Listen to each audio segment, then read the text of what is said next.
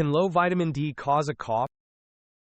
Low vitamin D by itself usually does not directly cause a cough, but low 25-hydroxyvitamin D is linked to more respiratory infections and worse asthma or chronic obstructive pulmonary disease control, and those conditions can cause cough.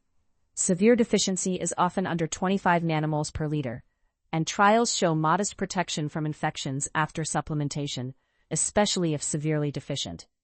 If cough is recurrent or prolonged, evaluate common causes and test and treat vitamin D deficiency when clinically indicated. Subscribe for more videos like this. Thanks for watching!